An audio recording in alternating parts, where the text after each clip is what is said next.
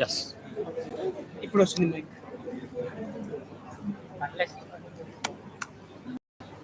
ఇప్పుడు ఏం టచ్ చేపిస్తున్నాం?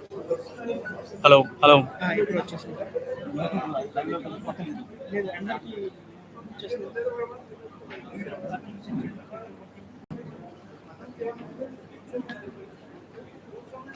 అన్నా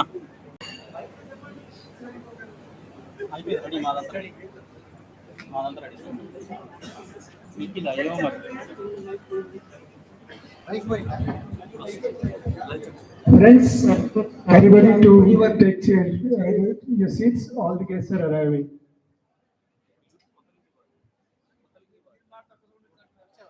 Please come forward and occupy your chairs, please.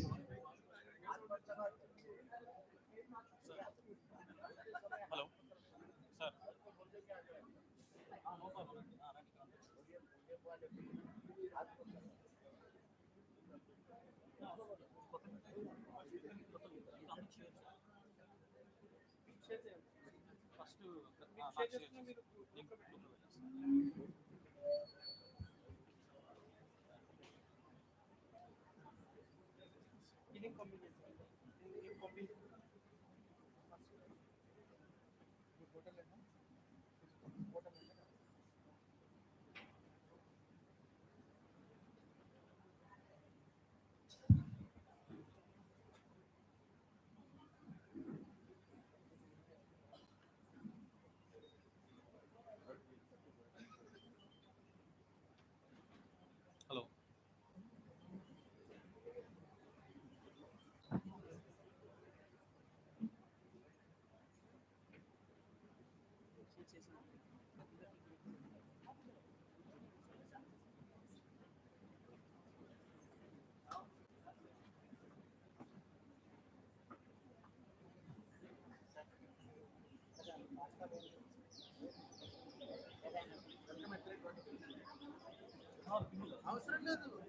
Good evening, everyone. I take this opportunity to wish all the officers and staff present here on the occasion of Audit Week 2023. Since the time of its establishment, way back in 1860, the institution of C&AG has been playing a pivotal role in the field of auditing and accounting, as well as ensuring accountability in governance. We at Indian Audit and Accounts Department need to be at the forefront in updating ourselves of the policy level developments, new rules and regulations, while also having a lookout for general feedback flowing from the citizens to the executive about the act and the policies. Panel discussion on the theme digital governance and citizen centricity, scheduled now as part of our Audit Week celebration, holds relevance in this regard. It gives us not only an opportunity to engage with our stakeholders like central government, state government, autonomous bodies, and citizens at large, it also provides us a forum where we can listen to the field experts about their insights, experiences, and perspectives on the given topic. So, it is my absolute pleasure to invite the eminent personalities onto the stage for this very pertinent and important discussion. Firstly, I call upon Shri Rajendra Nimje, Director General of Center for Good Governance. Sir is an ex-Indian Administrative Service Officer. He has multiple degrees to his name, ranging from bachelor's and master's in engineering to bachelor's in law and journalism. Sir also has a fellowship in e-governance from Stanford University. He has over 37 years of experience in the field of public administration, urban reforms, e-governance, and other things. He has been heading Center for Good Governance since 2016 and has spearheaded many groundbreaking initiatives and first time in India projects. He has varied interests and he has special interest in artificial intelligence, machine learning, data analytics, blockchain, Internet of Things, and cloud computing. Thank you, sir, for accepting our invitation. Next, I call upon Shri Sanjay Bahadur onto the dais. Sir is an officer of Indian Revenue Services Direct Taxes. He is an officer of 1989 batch and is currently posted as DGIT Investigation. Sir has done his Masters in Economics from University in Mumbai and has his MBA from University of Birmingham in the United Kingdoms. He has worked in various capacities and has been at forefront in implementing digital projects and initiatives in the department. Additionally, Sir is also a writer and he has authored many books till now. His debut novel, The Sound of Water, was longlisted for Man Asian Literary Prize in 2007. He is also an avid practitioner of Taekwondo and Karate. So everyone is requested to be very attentive in this regard now. The next panelist I am about to call upon does not need much introduction. When we open our newspapers in the morning, we get to read policy level statements made by him, be it in the startup sector, IT sector, or industries. Ladies and gentlemen, I now invite upon Shri Jayesh Ranjan onto the podium. Sir is an IS officer of the 1992 batch and is currently the Principal Secretary of Department of Technology, Electronics and Communication, and also of the Department of Industries and Commerce of the Government of Telangana. As Principal Secretary, Sir has been involved in developing policy frameworks, identifying opportunities for identifying and utilizing IT in various government processes, and also promoting digital empowerment of the citizens. Thank you, sir. Next, I call upon Shri Mankoskar Rao, sir. Sir is an officer of Indian Revenue Services Indirect Taxes of the 1994 batch. Sir is currently posted as Commissioner of GST. He has done his graduation in Production Engineering and also has law degree along with Masters in Business Administration. Sir has wide experience in tax administration and has played important role in implementing digital initiatives of the department and also creating awareness about these initiatives to the citizens and taxpayers. Besides his regular work, Sir is well-known motivational speaker on the topic of happy life, especially relationships within the family. Thank you, sir, for accepting our invitation. It is often quoted that eternal vigilance is the price of liberty.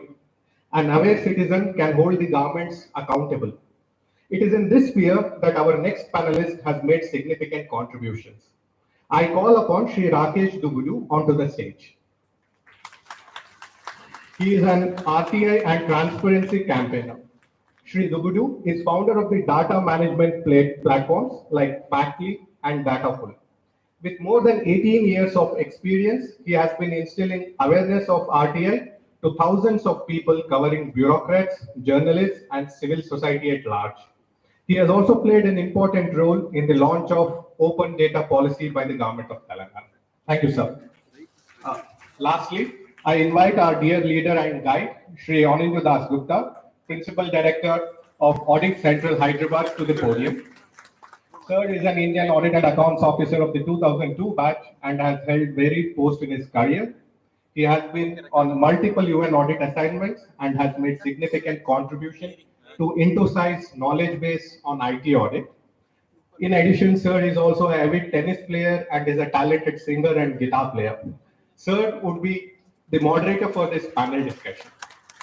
Now, I hand over the forum to Shri ANINDYA DASGUPTA being the moderator. Thank you, sir.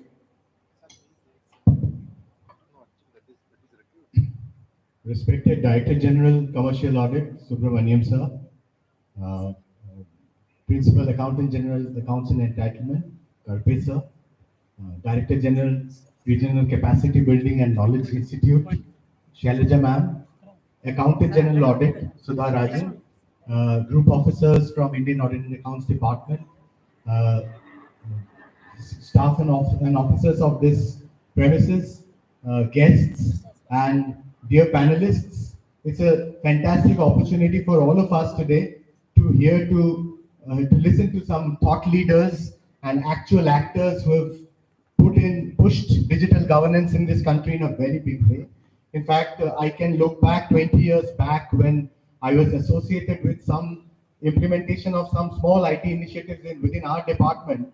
And that was an era when India was already emerging in the global scene as a global IT scene as an emerging big player. But the question always remained that while we were a emerging big player in the global IT scene, our footsteps within the country back home in public institutions were very minimal. So that disconnect was very, very visible. And that was a question that was difficult to answer to people from abroad whom you would meet at different for us. But things changed. The NEGP came in 2006, followed by the NEGP 2, and we had, all of you know, the JM Triad and Digital India really took off. In today's day and time, I guess we have one of the most robust digital public infrastructures in the world.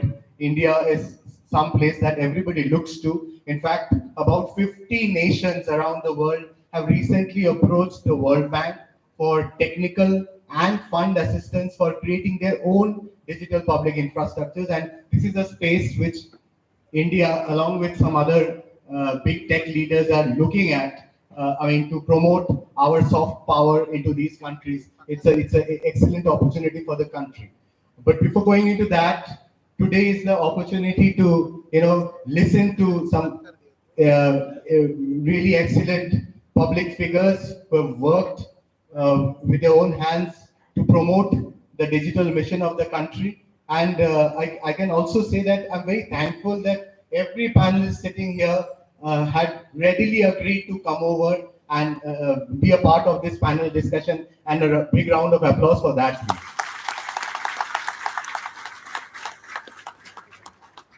So in today's panel, we have all speakers representing different parts, different verticals of the government. Some of our officers are auditing the central revenue departments, which are among the largest implementers of huge structural data infrastructures and data lakes and analytics and even AI in today's day and time. So we will hear to each department's journey and how they are trying to make life of the taxpayer and the citizen meaningful and easy through their efforts. We also would listen to the initiatives taken by the state of Telangana. Again, 20 years back, Andhra Pradesh, the combined Andhra Pradesh, where Hyderabad was the capital, was among the forerunners. I remember when we were looking at different IT projects to do our IT audits. The first e-procurement audit anywhere in the country we did was of Andhra Pradesh's e-procurement platform way back in 2005-06, and then other states took off, and by 2014-15, almost every state was using one version of e-procurement or the other. So we will go into that journey. We also have, apart from people representing the bureaucracy, we have a citizen's voice. Mr. Dubbudu is here, and you have all heard about his credentials, and we are also looking to hear him from the other side, because here all of you, apart from being auditors or being part of the Indian Audit and Accounts Department,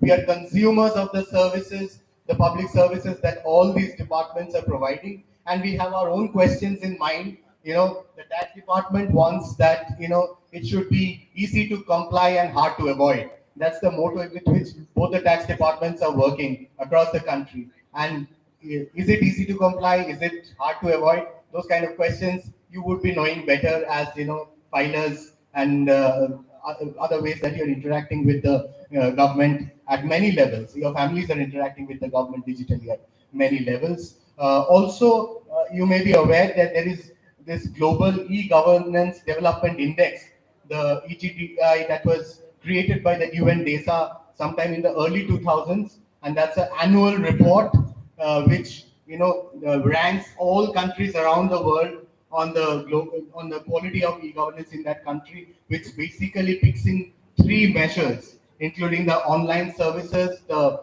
depth of the telecom services, and the human capital index. Unfortunately, although we have done a lot in the last 10 years, we still hover around 100, and we hear from the panelists what are the methods by which we can really leap and go ahead on that race as well.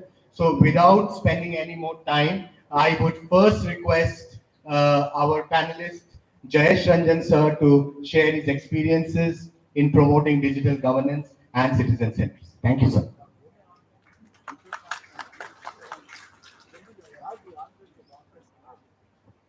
So just before you start, I just want to tell everyone here the format is every panelist will speak for about 8 to 10 minutes, and this will be followed by a little sum up and a round of questions between the panelists, and some maybe I'll shoot.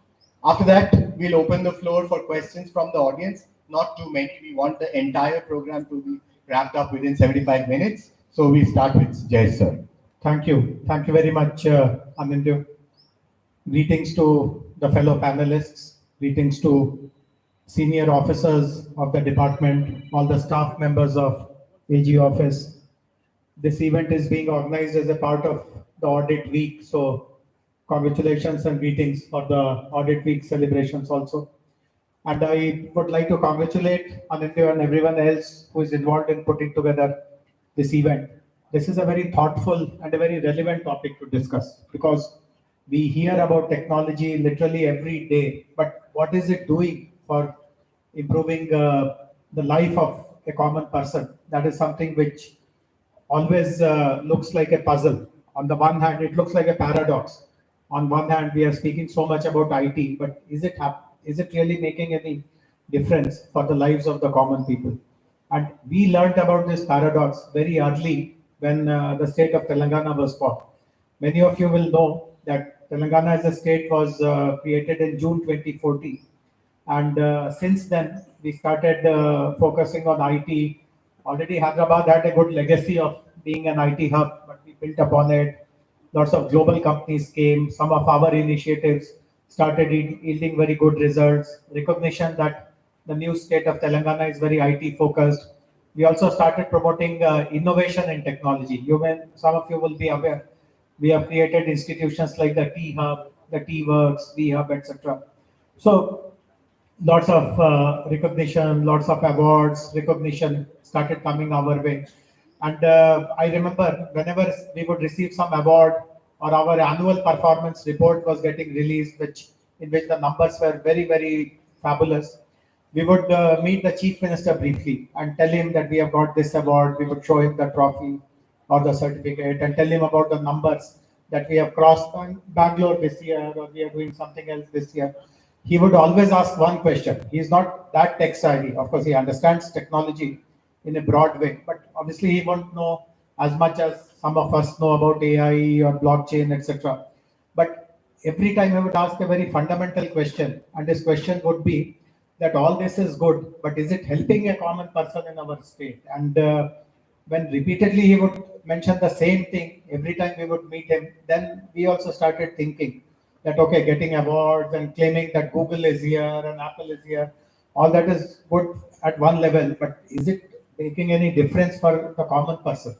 So our perspective also changed, and since then we have done lots of things. So one very important thing which we have done is, see, IT department in any state government, every state has an IT department, but traditionally if you ask what is the role of that IT department, most of the states will tell you that we use that department for procurement. If I have to buy a laptop, or if my internet is not working, I mean, I summon them and they handle it. We still do that, but we decided that let our role get expanded more than just buying some laptops and handling the internet issues. So what we did was that whatever staff we had, and then we recruited some more staff, we redeployed all of them to look after a bunch of government departments. And the task which was given to them was to study what the department does, study it very, very thoroughly, and identify areas through which their efficiency improves, and more than that, their outreach to their stakeholders improve. If they are servicing something for the people, how can that be done in a better way? How can that be done in an error-free way? And so on and so forth. So lots of ideas came, and then we started working on solutions. And again, I feel very proud to share with you, I don't have precise count, but in the last 9.5 years or so, we would have rolled out at least 100 plus solutions in different agencies, different departments, all with the aim of improving their outreach to their stakeholders. Some of the work which we have done is today recognized all over the country. Many states have replicated our work. one sector on which we have really focused quite a lot is agriculture sector. Because the Chief Minister would always ask, what have you done for the common person? All of us know that agriculture is one sector which supports the maximum number of livelihoods, at least in the rural areas. And today, if you study what are the crops which are grown, how are the crops which are grown, you will see lots of inefficiencies, lots of shortcomings at every step of that agriculture process. Right from the time of preparing the fields to getting the inputs, to harvest, to managing the crop, taking care of pests.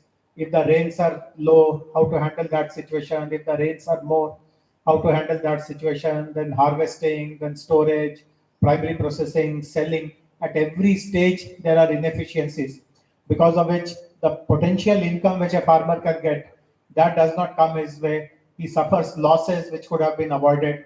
So what we have done is that we have identified for three main crops in Telangana, which is rice, cotton and maize. For these three main crops, we have identified 80 plus technologies which are relevant for some stage in some crop. And with the help of our agriculture university, we have tried these solutions to see whether these work or not. Can they be scaled up? And more than anything else, are they affordable to the farmer? Can they easily implement it? Because one other thing which I'm sure all of us know this, that there is a very huge reality of what is called digital divide. I mean, those of us who live in a city, who have gone to colleges, who speak English, who wear this kind of Western clothes, it is easy to understand technology, use a device, know applications, and so on and so forth. But for someone who has not gone for any higher education, who does not speak English, he still feels that technology is not for me. Technology is only for the rich people who live in Hyderabad, who speak English and all that. So how do you deliver technology to such people also? So of the 80 solutions that we have decided to test and implement, 16 of them have now been implemented, and the initial results are very, very encouraging. Pest is a very common problem in cotton crop. We have been able to find a very elegant solution which takes care of pest problem. It alerts the farmers at least 20 days in advance, 3 weeks in advance, that a pest attack is going to come, and therefore you must do this precisely, and so many other things. As you know, when we speak about farmers also, there's a difference between large farmers and small farmers. Large farmers still have the wherewithal to manage things by themselves. But what about the small farmers? What about the marginal farmers? So that is the attempt that we make, that technology should be such that it is able to be adopted by the smallest of the farmer also. And I'll end by giving one actual anecdote, something which was very interesting. So I mentioned a while ago about this pest solution. This solution was taken from a startup. What this solution tells is that if you have a phone, you keep taking pictures of your crop right from the day it is sown. After 1 week, take another picture, and keep sending it to a WhatsApp number. And then using back-end algorithms, etc., it will be forecasted whether you are going to get any pest or not, which pest will it be, what will be the nature of the attack, and so on and so forth. So normally, as you would know, in the government, there is a tradition that everything which is new has to be either inaugurated by the minister or launched by the minister. We do these kind of things. It's a standard practice. Of course, not anymore. Now we are in the code of conduct period. Now nothing can be done. But in normal times, that is the practice. So we decided to launch this app in Sirsila, which happens to be our minister's constituency. So we had set up a stage like this. The farmers were seated there. I had gone in advance, and the startup guys were also there. They were setting the screen and they were connecting this laptop. So what I realized that the main tech people from that startup, they had not come for some reason. They had sent some business development people there. So he was not able to figure out. He was punching this button, that button, but nothing was happening. Then I noticed that a very ordinary farmer, from his look, you cannot tell that he went to some higher education, he's some graduate, he speaks English. He's a very simple person, the way farmers are. And he stood up, and from there he is telling this person in Telugu, Mundu ee button nokku, drop down menu vastundi, appudu moodo button dagira vellali, nokkali. So I was very surprised, but this guy did exactly as was suggested, and it started working. I was very surprised that how come he knows so much which this startup guy does not know. My assumption was that maybe he has a son or daughter who is studying in some college in Hyderabad. That person may be assisting. So I thought I'll speak to that person. Of course, the minister came, we had that inauguration, everyone went away. Then I asked him at the end of the program, how do you know all these things? Then he told that while all of you have come today, the startup people are testing this for the last 15 days in our village to be ready for this program. And pest is such a big problem. Every second year, I lose half of my crop. And therefore, when they started telling that this is the way it will work, this is something which I found to be very, very valuable. And I paid attention, I learned it. So this is a very simple episode, but it has lots of meaning. That if you want to break this digital divide, if you want everyone to participate in the digital transformation, which is happening across the world in our country, you have to solve some of the most pressing problems that they face in front of their eyes using technology. Keep the technology simple, keep it easy, ensure that it is addressing something which for generations has remained as a problem for them, and then you will get a buy-in from all of them. And as I said, there are more than 100 such solutions that we have rolled out, not just in agriculture, but in literally every other field of public interface. And I feel that this is the way forward. If our country has to really, Anindya mentioned a while ago, that on the global rankings of digital adoption, we are still quite low. One of the reasons is that this is a country with large population. Not everyone is equally adept at using technology, but if you have to take everyone along, and as a government, it is your responsibility to be inclusive, make technology work for everyone. I guess this is the way forward. So I'll stop here, but let me also convey one apology. At 4:30, I have to take a very important call. So I'll step out for 10 minutes or so. And if you permit me, I hope the panelists will kind of forgive me for this discourtesy, but I just could not change the timing of this call. I'll be back in 10-15 minutes, please. Thank you. So thank you very much, sir. Thanks for the example. And you also addressed the right issue at hand, which is we are doing a lot, but is it making a difference? And over time, one understands that the department has moved away from hardware procurement towards really building solutions that make a difference. And even not us, we as an audit department are not so aware of the number of technologies that are being tried out for the largest segment of people in this state, that agri-based information technology solutions. And the examples sir gave were really kind of eye-opening. And they're also trying to address the things, they're trying to keep simple, the technology simple so that the adoption challenges are less. And he also talked about the digital divide, and we'll hear that more from other speakers. Let me now request Rajendra Nimje sir, the Director General Center for Good Governance, to share his ideas on this issue. Sir.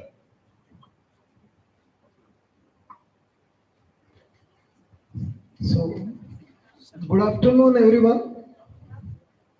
Today is our host, ANINDYA, senior officers from the department, my batchmates, colleagues, and audit staff, everyone. I would like to convey my greetings on this Audit Week celebrations. First of all, congratulations to all of you to organize such a week-long celebrations, share ideas, and cutting across not only about the only audit department, but going and inviting different departments, listen to them, and with this kind of ideation, which government of Telangana, I can proudly say that is pioneer in this, recognizing this element, keep the startups, the startup culture, which we can say in the country. I can proudly echo the feeling of all of you here that mostly it is now shaped from our place, Hyderabad. The tea hub, with Jayesh, Ranjan just stepped outside, but he would have mentioned definitely about the tea hub and startup culture. basically the idea is how our journey was, how where we are heading, and let me just talk about some initial relevance of the subject which you organized today about digital governance and about the citizen-centric application, how they are relevant, what we are doing and all. And then I have a case study which how we have overcome the challenges, which is one of the very, very important, particularly in the northern belt and even to some extent to southern belts, about sand mafia and how sand mining, how to overcome that kind of challenge and make it so simple, so accessible to general public. So about digital governance, my views are very simple. Basically, what is that in the governance? All of you are government employees, we are all government employees. What is governance we do, and what is the difference between digital governance? According to me, there is no difference. There is no, now earlier, for everything that E was hanging, e-governance, e-thing, but now there is no such thing. Without that, the governance itself doesn't exist. If the states or some states they are saying that we are catching up and we are doing, but whatever my visit across within our country and within two various countries, I found that it is a necessary evil now. That E is a necessary evil. That e-governance is the only governance mode, and I'm glad that even the audit department has launched a massive platform on 1st April 2023. So congratulations once again to all of you that to come to the mainstream finally, because you know whatever you are delivering the services, you want to give it fast to the end customer. That is what we are talking about, the citizen centric. There has to be for whom these services we are delivering, the stakeholders, right? Various stakeholders, like even the services are for the government employees also. We call G2C, G2E, and all those various versions. But the main kind of governance is for citizen. We are delivering various services. You are giving, we are giving. But all these services are, in my opinion, are basically addressed to citizen and citizen centric. So very much relevant. You identified both the words very appropriately, the digital governance and citizen centric. So citizen centric, our experience, let me tell you that I am heading an organization called Center for Good Governance, which is you can call an operational arm for government of Telangana. What Jayesh was mentioning about the various initiative government of Telangana will take, various policies we make friendly for various stakeholders, including startups, to come and join and then make it happen. Make it happen. The services has to be fast enough, relevant, and they have to be really smart, because what general public, what is saying about even digital divide, what people expect is their problems have to be solved in an efficient way. Whether you deliver on the a kind of web kind of model on desktop, you deliver on another platform on mobile, you can deliver on various other channels, WhatsApp, whatever you call. The basic expectation is the service should be available. If you remember, some of us are in that age group. About we talk about the original applications like the railway reservation. That's always quoted. Railway reservation, and in our state, a combined Andhra Pradesh state, it is called CARD, Computer Aided Registration Department. Now it's called Dharni 2.0 and many points. But the mother of all, this railway reservation, you imagine, or some of the new young generation might not have experienced the pain at all, but we have all experienced to be in the queue and to get the railway reservation done, ticket, and particularly in festive season. And now even we don't remember those days, because we have moved ahead so much after about 2.5 decades that we take it for granted, right? It happens. So these kind of citizen services, which were, once upon a time was, desirable. Now what happened? It has become necessary services, according to me. And the most important thing has happened, the citizens started demanding those services. Earlier, when I remember about 3 decades back, we joined service and we were very excited. We were part of some of the initial initiatives and we used to say we have computerized this department. We have done that thing. And the term coined was computerization. We move ahead, then we started saying, no, e-governance, services, platform designing.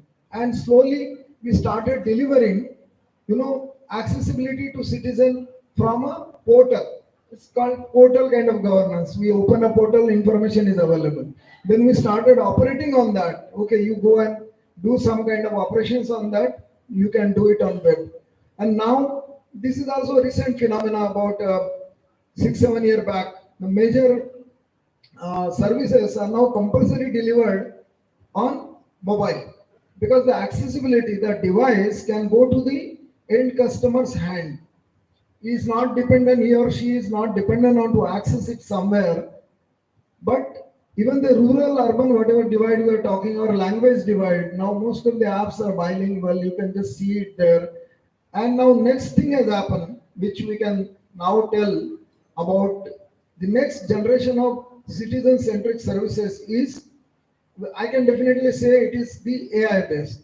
The artificial intelligence has entered everywhere and we have given whatever possible. We have brought all services, almost all, and integrated. Like if you go to Me Seva Center here in, you will find about 2000 plus, exact number Jayesh will able to give, services are delivered across all government departments, government of India and everything. Everything available in one stop shop. But what next? The next level of services, as he was mentioning in one of the examples, that how artificial intelligence can give the value added service or the next gen service. And those are, ahead of time, if we can identify how the pest attack will be, how much crop is damaged in Rajasthan, Gujarat and all on because of locust, you must be aware. It's a huge loss to the country. And imagine about that farmers. I have personally experienced during my field days about the cotton farmers and their plight. And definitely in one night, I have seen it. It's everything is white. Everybody is happy. The very next day, it becomes black and it's gone. Everything is gone suddenly. We don't know what is happening inside that crop. And even farmers are taken aback. But with the technology, the micro changes can be identified. Same thing in the healthcare. From just your X-ray, if you can identify whether the person, earlier it used to be only for say TB and all, whether the person is having TB. Now from X-ray during COVID days, with the help of AI, it was experimented that you can find out various other diseases also, whether COVID or not. But now it is generally you can find out onset of many other diseases, including cancer. So how much revolutionary it is in every walks of life. So definitely when a citizen demands service, he compares. He say, I get this kind of service. I get from Amazon. I don't mind paying. I get Uber. I can just hire like that. I don't mind paying, but I want good service. So that is my point. Service should be like that. And that's why I always share with my colleagues, my friend and motto of our organization also to think on those lines, whether our service, is it of that level? Is it so simple that people can access and avail without any problem? The navigation is simple, the access is fast, including for example, our Board of Intermediate Exam results when we give. Earlier, my own experience, people used to wait for the whole day for browsing their result. Now, for 10 lakh people, I distribute my result within 45 minutes. So that is the technology power. People just see, download the marks sheet in no time. It makes a lot of change in every field. I can give a lot of examples. I'll just give now the case study and then you can ask on other topics also. Probably I have to go there. It looks like that. Or you can forward that. I can forward it. Okay. You can open. I think this is there. So technology is with us here also. Yeah, please share. Yeah, okay. Please cast it here. See, I will meanwhile give the background of this case study. This is one of the case studies. What we do is in different fields, as I told you. But this is the case study where there are different stakeholders, and he is now connecting that.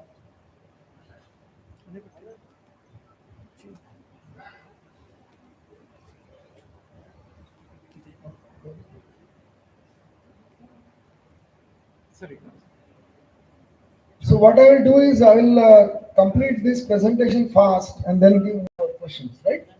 That's what we'll do. So as I mentioned, we are I'll be about the initiative of government, and there are other initiatives mentioned there. What we do about 200 applications. This Manayasuka Vahanam is the sand availability of sand for a common man. So before this initiative, what was there? You have to go to a Tahsildar office and book a sand for even a small construction. And in fact, there were a lot of, I'm sorry, I think it's getting disconnected or something. So there are challenges like, you have to literally, when you need that sand of even for 500 rupees, unfortunately, there were middlemen, there were, you have to bribe people, you have to get this thing with difficulty after paying and some extra money also. And the people who were carting this sand, the tractor owners are poor people from the village. And they have to get themselves register, and then registration, all the pain of registration.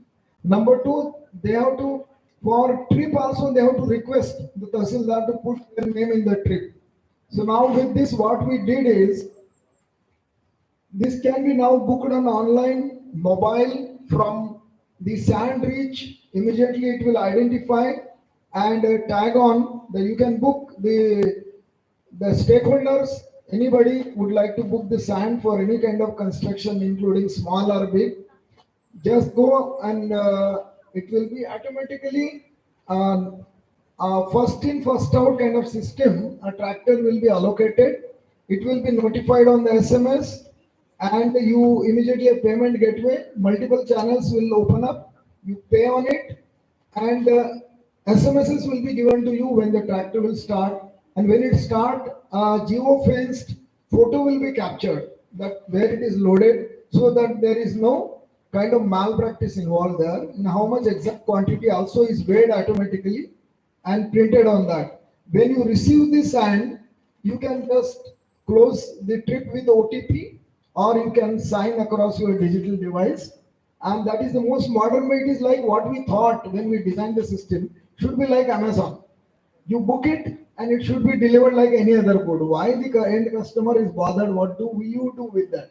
So he says how much money is required as per tariff and all, and they will go ahead with that.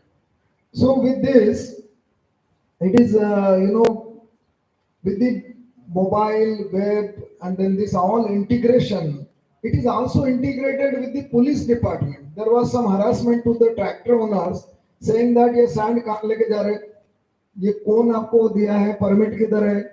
Now, when the photo is taken of the tractor while loading, it automatically extracts and communicates the tractor number to the police department in that area. So they know this tractor is carrying the sand officially to some place.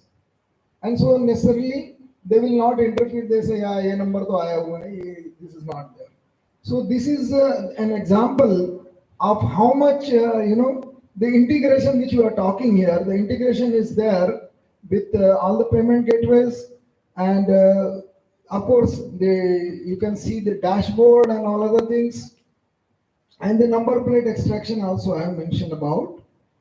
The dashboard helps the district collector particularly where the mining is happening more, not happening. He can accordingly decide if it is over-mined, it is having an ecological problem. If it is not mined properly, there are some issues with the department who is not allowing it to happen properly. So this is one of the examples through which a total control for even the officials which they exercise on that. Of course, this is the reputation, the benefits to the citizen. You can see there, reduced delivery time earlier from 5 days, now it takes less than a day.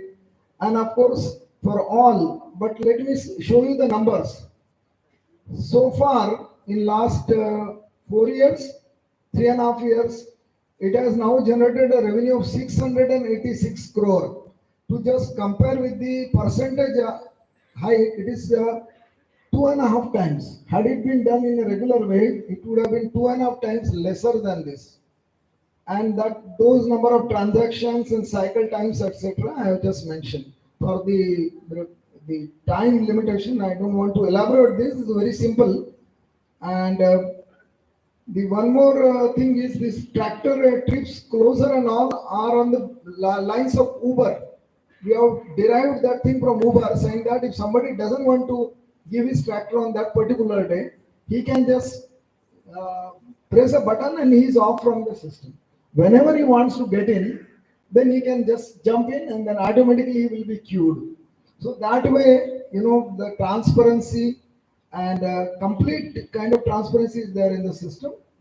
And of course, to the all stakeholders, the benefits I have given this stop here. But I just wanted to say this is applicable. This is the scheme which has won a national award of just 2 years back. And it has been recognized that potentially it can be implemented for all other mining departments and other products also, like stone chips and other things. So this is one of the just case study. We have a number of cases like that, including the departments also, which are not directly connected with the public. Like this is the case of citizen centric. There are non-citizen centric, like audit department. There are multiple things can be done. So we have to see that how we can increase our efficiency by leveraging the technology. Technology is available. We need appropriate technology, not the best in the world kind of thing. Appropriate to you. Simple, learning curve should be less. And with that, I think that is what we wanted to share with you. Center for Good Governance is working for not only Government of Telangana, but all state government departments. All state governments. We are right now working with 9 state governments and Government of India 9 ministries. So we are open. So any one of you or anybody would like to have some kind of consultation, even we have our consultancy wing as well. And he was mentioning about last 1 minute about the index. So we have developed the first index which compares the functioning of governments. It is called Good Governance Index, and it is launched 3 years back. Good Governance Index compares the state government functioning across 10 sectors and 58 parameters. And then it compares hilly states separately and other, plain states separately. And it on the various sectors, how do they rank? The idea is then they can improve. So once you tell them, and this data is all coming from state governments only. The data is not a data collected primarily, otherwise it will give the perception survey. This is actually data-driven governance first step. And this is by Honorable Prime Minister's direction this was done. So I am very glad that our organization is connected with that. This year we will be launching the third one on 2050. So thank you, Anindya, for giving the opportunity and sharing with us. I am open for questions, or if you want to complete the round and open for questions to save time, it is also okay. Yes, sir, we'll do that. Thanks for a very illuminating presentation, sir. I think your case example for the MIV, at the core of it is a delivery solution. And what sir did not specifically mention that apart from working like a delivery app, which we all use, it also connects with a lot of departments who are somehow related to this activity. So it's police is there, the mining department is there, the revenue department is there. So multiple departments are using that information and exchanging information in the background, making the citizens' life that much more easier. So that was a fantastic example, sir, and very rightly it must have gotten an award. And we all have probably certain questions. I would implore you to think about some really meaningful questions related to what sir shared, and we can reserve that question round for the later round. Now we move to our next speaker, Sanjay Bahadur, sir, DG Investigations with the Income Tax Department. And this is a department with which all of us are interacting digitally, and the department houses information about all of your transactions and income from XYZ sources, etc. So it will be something closer to your heart as taxpayers, and the department itself has started its digital journey pretty long time back. One of the most digitally structured department under Government of India, and we have been engaged as an audit department also digitally, connecting with the income tax department for quite some time now, at least 10 years. But in its journey, the department is always trying to improve and innovate, and working with partners more and more, using analytics more and more. We recently had a close meeting with the DG Systems wing, and we tried to get to know what is in the offering for the ITBA 2.0. But before all that, I welcome Sir once again to share his thoughts, sir. Principal Director of Audit, Shri ANINDYA DASGUPTA, esteemed fellow panelists, senior officers of CNAG department, and dear friends, colleagues who are all assembled here to celebrate what, in my view, is one of the greatest days or greatest weeks to celebrate for this whole nation.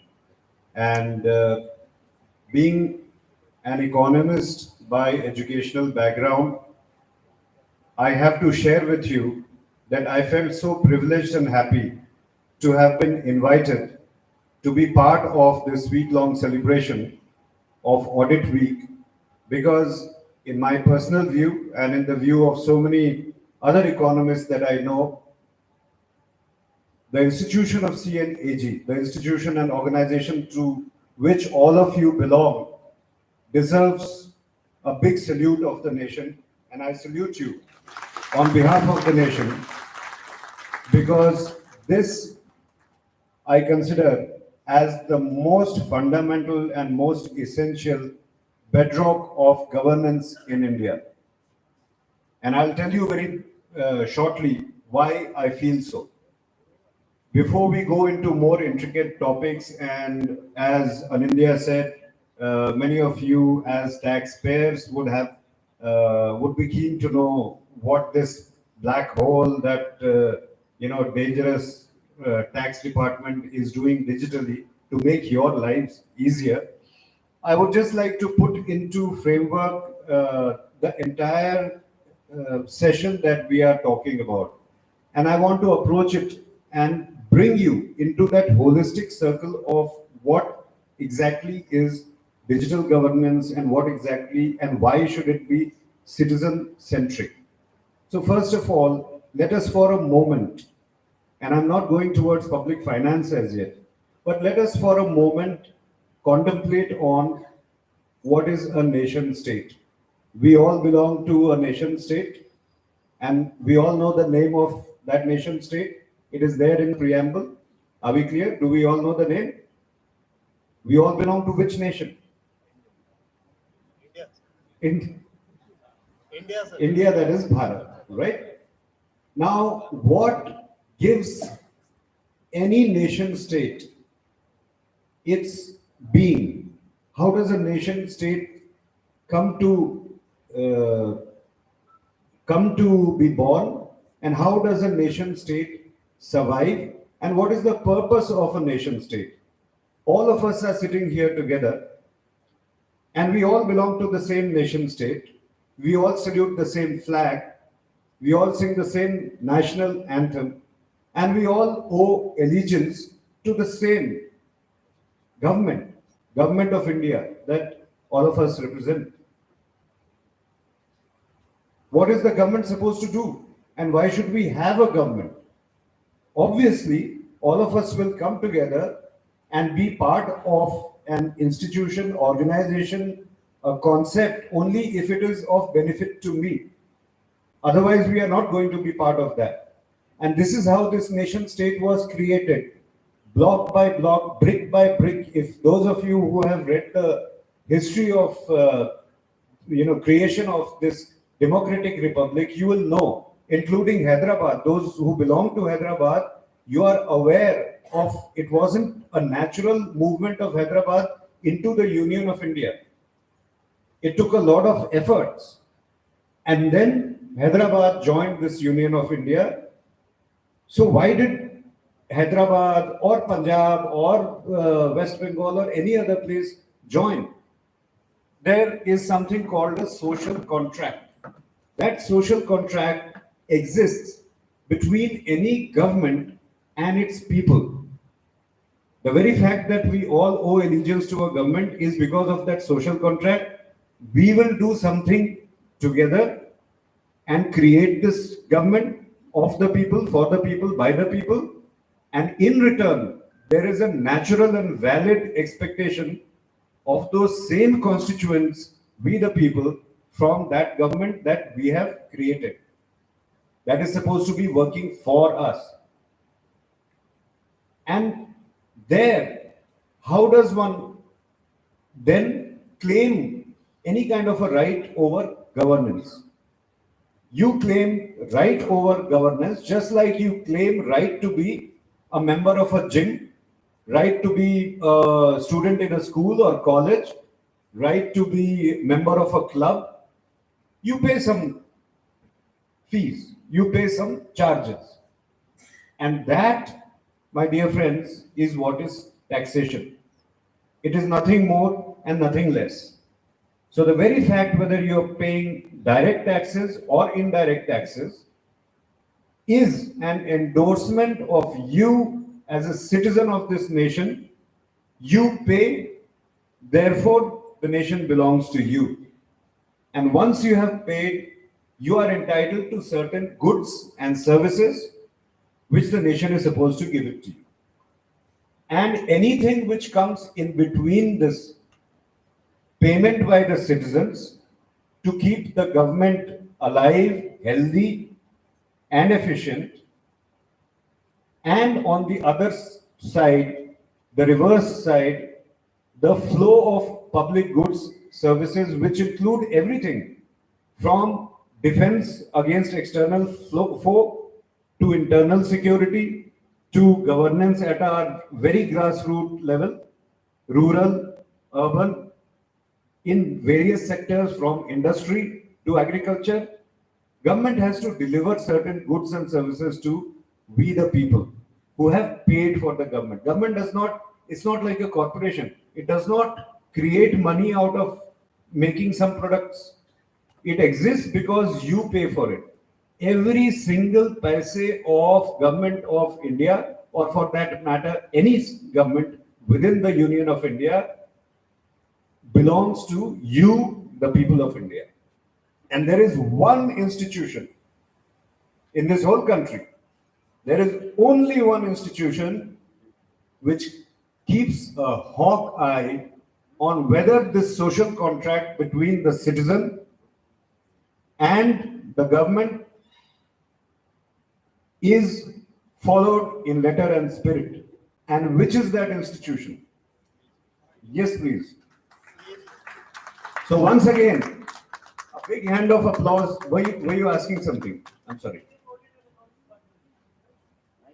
Exactly. Can you repeat it loudly for everyone?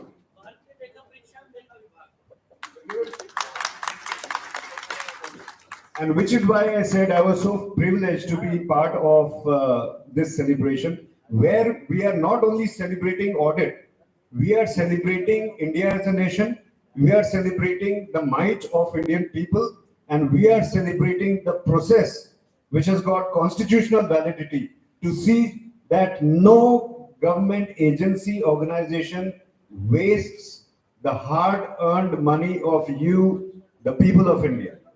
That is why this institution exists. So in context of, that was the overall holistic context that I wanted to talk about. In context of now, you as a taxpayer, that's where I come in. That is where indirect tax comes in. So as you all know, Government of India budget is about 32 lakh crores, out of which roughly 24 lakh crores, 25 lakh crores now comes out of tax revenues. Out of this, about 17 lakh crores comes out of direct taxes and the balance. So the ratio is from indirect taxes.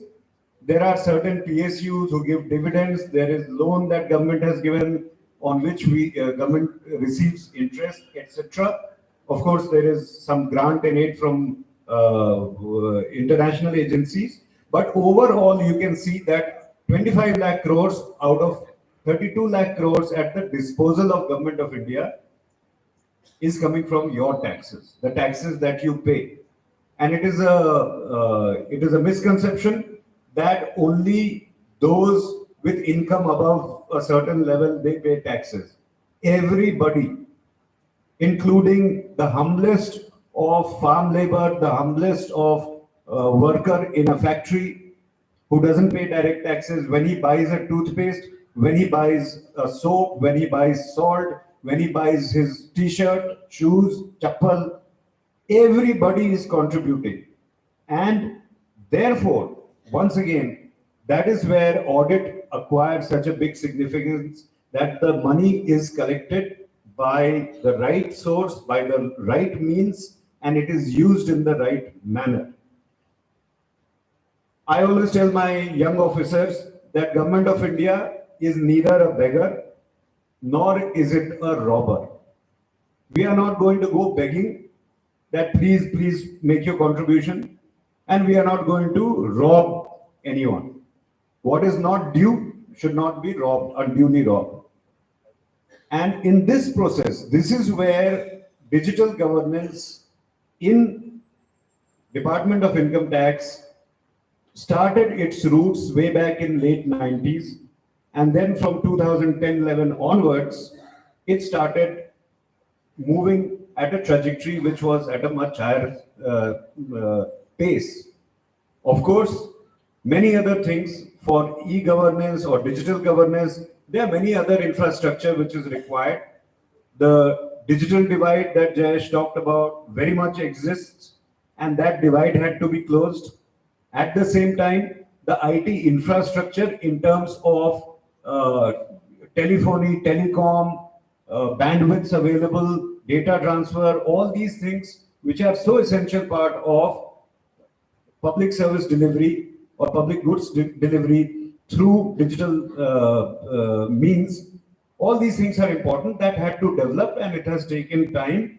However, we are all very happy to see that this trajectory in the last 10 to 15 years has now put India in a place where even in international forum that I have been to, people are talking about initiatives of Government of India in the digital space, in e-governance, in public service and goods deliveries, in income tax department. Therefore, we have to collect the money because that is your passport, visa, gateway to a claim on this government. So we have to make it easy for you to pay. And there was a time when people, I have seen as a young officer, there used to be crowds of hundreds, sometimes thousands, when the date of filing of return took place. People would come, they would be desperate to put that document, get a stamp of receipt on that. I have seen those times in the 90s. And today, most of you probably are submitting your income tax returns digitally with a push of a button, with entry of a few data. There was also a time when people used to come with grievances that what is this? Every year we are being picked up in scrutiny just because I have a certain income, or I have a certain source of income, or I have a certain beyond certain threshold of income. What is it? You examined me last year, again you are back. This is harassment, and which is true. So what has now started happening is getting the digital data so that we are able to analyze it using AI, big data analytics. We are able to analyze that once we have examined a certain flow of income and expenditure, unless there is a drastic change, we don't have to identify that person. Once again, for the same procedure.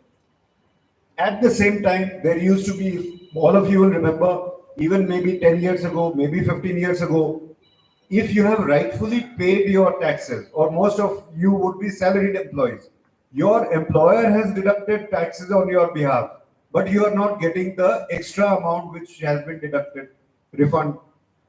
Slowly but surely, now increasingly we are meeting people who are actually saying, I was so surprised, as I received my refund within 48 hours of filing. Of course, there are glitches.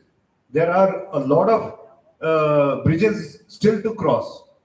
The manner in which we are approaching this right of the citizen over government by the medium of paying taxes is to make it easier and easier and easier. Nobody wants somebody to intrude into your personal space to inspect you. There was a time before metal detectors became very common at airports, there used to be physical frisking. There used to be, even here in airports till a few years back, you would have seen that you have to lug your baggage, put it through an X-ray machine, then pick it up again, take it to the check-in counter. Today, what is happening? You reach the check-in counter, you just put it in, and your baggage is gone. You've got your boarding ticket. If you are traveling without any baggage, you just walk through. What is it doing to you? It is making your life easier. It is removing that intrusive, gamut of equipment, gamut of people who are poking you, prodding you, checking your baggage. This is exactly how we are approaching taxation. If you are part of that nation, if you are contributing to the existence of that nation, the only social contract that in this term that we can have is we will make it easy for you. We will make it so effortless that a time will soon come, you will not even realize that you have paid your taxes and got your refund. It will be taken as normal. Just like you pay your cell phone bills with a click of a few buttons, just like you pay for any purchase on Amazon, or you book your movie ticket on Book My Show, it's just a few clicks and it's done. We want to make it that painless, that easy, and that quick. That is by and large the vision. Now, at the same time, like I said, we are neither beggars nor robbers. So we are not going to come begging at the doorstep of every tax evader who, unlike all of you here, is trying to cheat the nation by not paying whatever was the social contract that you are supposed to pay as per law. You are supposed to pay. On the surface, you may consider this as a tax defaulter. But if I make you think a little more, by not paying that, he is depriving my soldier standing in Siachen of better equipment, of better guns, better nutrition. He is depriving my little child and its mother of better nutrition, healthcare. He is depriving all of us of better roads, better governance at grassroots level, because where else will the money come from? It's not hanging from the trees. It is your money, whereas you are contributing very truthfully. There are some entities who are not, and they are therefore cheating you personally. They are cheating that poor baby who's not getting fed because of that cheat. They are cheating our soldiers who's not getting that uniform or equipment. Therefore, somebody has to stand there and also keep a lookout for these kind of activities. So the other aspect of e-governance or digital governance within the context of direct taxes is, who are these people? Who are cheating you? Who are depriving you? We are supposed to find out. And today, it has reached a level where if there is a banking transaction, if there is an intra-business, inter-business, international, any kind of transaction which goes through the formal sector, that transaction is tracked, located, And there were times when I was a young officer, we used to roam around in our jurisdiction. We used to dress up like, like a labor or a contract worker to get intelligence. Today, our young officers are getting much more information sitting in their office, sitting on their screens. All that input is coming. So your employer is paying you X, but in the information that he is filing, he is showing he's paying you twice X. That mismatch is easily identifiable today. And that has led to a massive jump. It's a geometric jump in the resources made available to government. It has jumped exponentially. And what does that mean? It means we are all living in a better nation. We are living in a better land. We are now capable of defending ourselves from external threats. We are securing our children. We are able to feed our hungry. We are improving in those social parameters. So by and large, this is what I wanted to put in context, because getting too technical, if I go into each scheme that we have or each digital initiative that we have, it will be of very little interest for you. But I thought this is an opportunity to reach out to the auditors of the nation and tell them that because of them, we have been able to generate, because there was always a pressure from CNAG that your revenue collection is not efficient enough. And this is how we are plugging the leakages. This is what we are doing to nab those evaders and bringing that revenue available.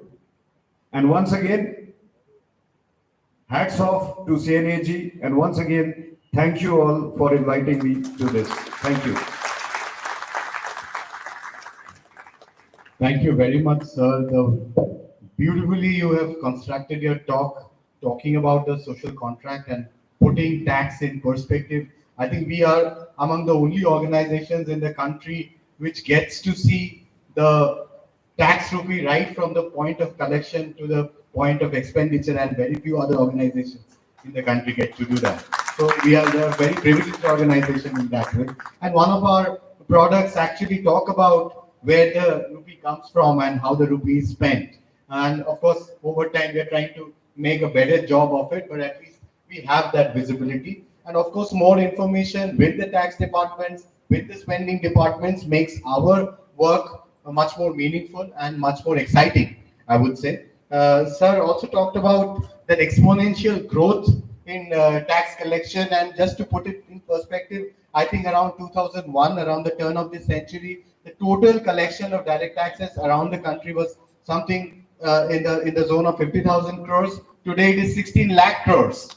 You know, we are a big proud nation, not for nothing. And of course, the kind of resources that we are internally generating is pushing our country forward.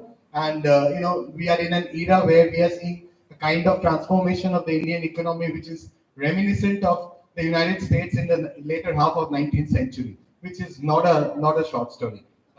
Our next speaker is Mankoskar sir, Commissioner GST. That is one department where some major transformational changes have happened in terms of the rollout of the GST in 2017. More, please hear from sir.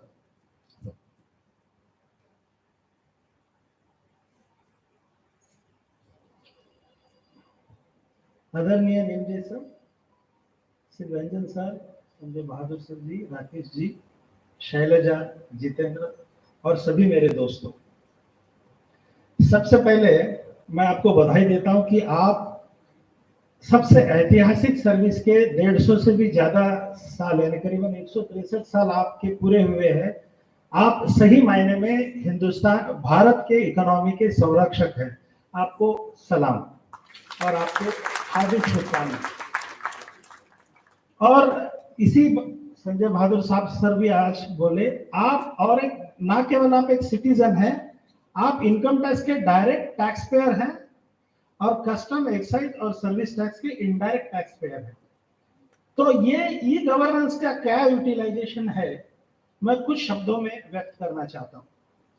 तो सबसे पहले जब हम पढ़ाई के लिए बैठे थे सर, याद है उस समय मिखाइल गार्बाचोव यूएसएसआर के चीफ थे, और दो वर्ड कहे जाते थे, ग्लासनोस्ट एंड पेरिस्टोरिका।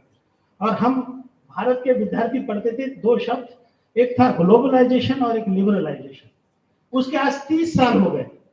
30 साल में इतना ग्लोबलाइजेशन लिबरलाइजेशन हुआ कि विकाराबाद के गली में बस स्टेशन के सामने अगर आप जाओगे तो आपको न्यूजीलैंड का कीवी मिलेगा, चाइना का ड्रैगन फ्रूट मिलेगा, न्यूजीलैंड के एप्पल्स मिलेंगे। एट द सेम टाइम आप अमेजोन में बैठ के जो एलजी टीवी पूना में बनता है, आप हैदराबाद में बैठे हो, ऑर्डर देके आप अपने मद्रास में या चेन्नई में आपकी बहन को वो गिफ्ट करवा सकते हो। ये सब कुछ हुआ, लेकिन ये सब होते समय इतनी सारी कॉम्प्लेक्सिटी आ गई कि उसको ई गवर्नेंस के सिवा कोई दूसरा रास्ता ही नहीं था।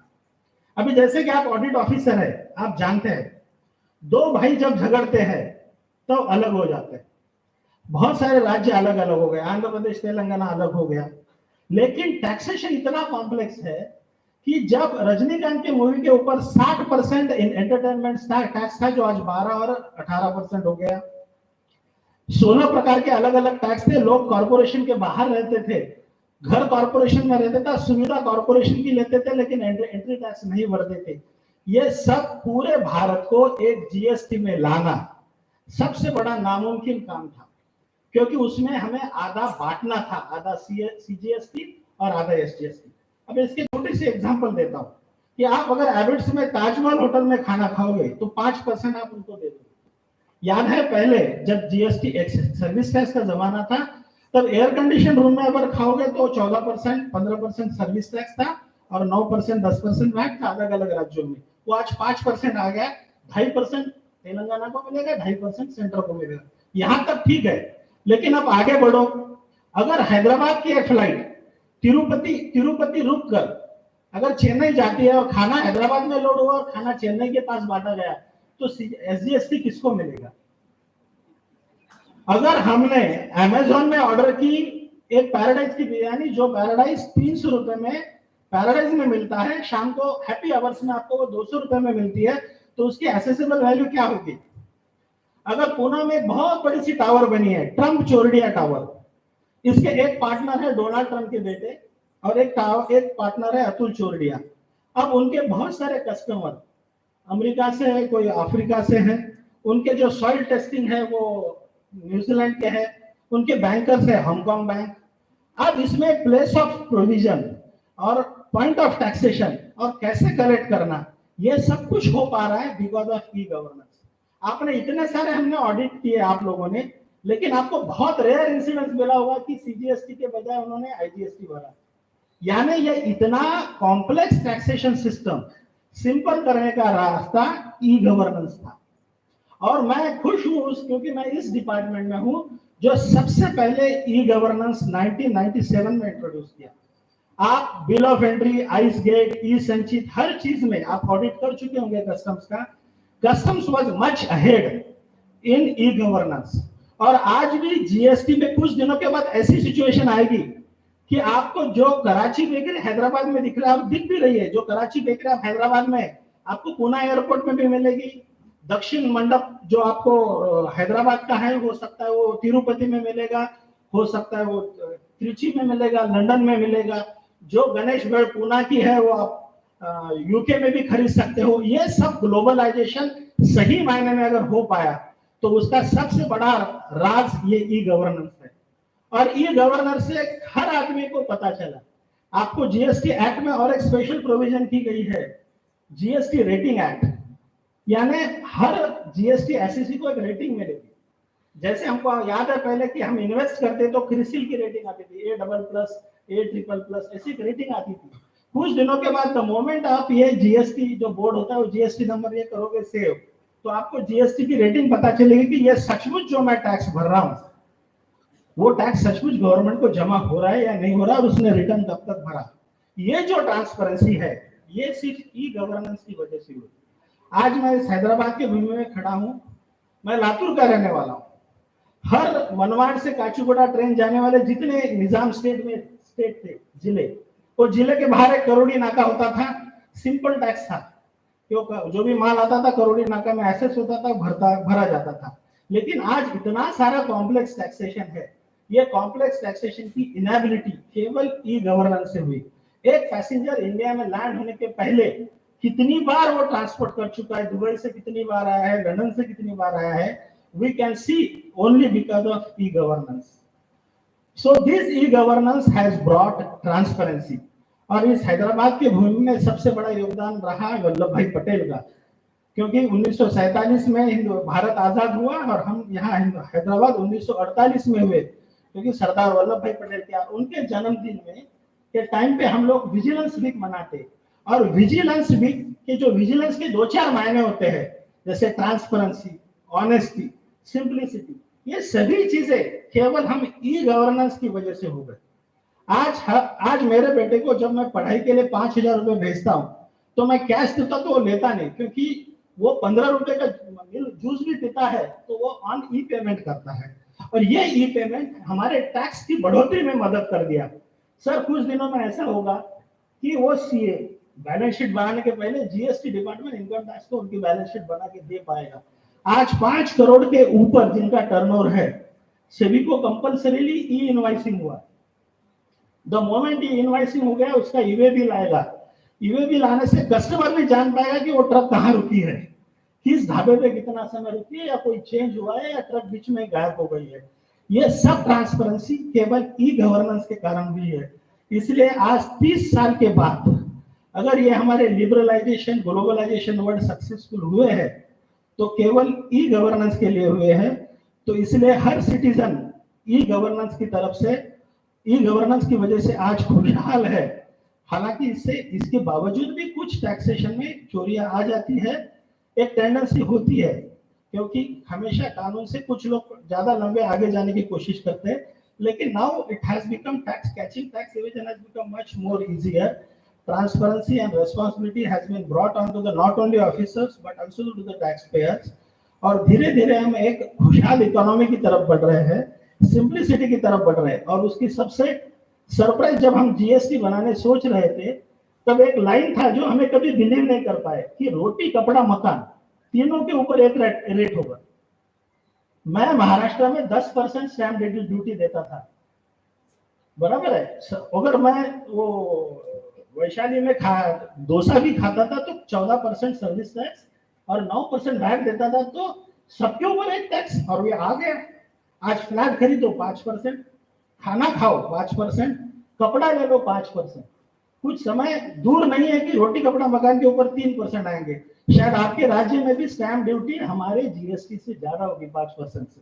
ये सब कुछ पॉसिबल हुआ only because of e governance.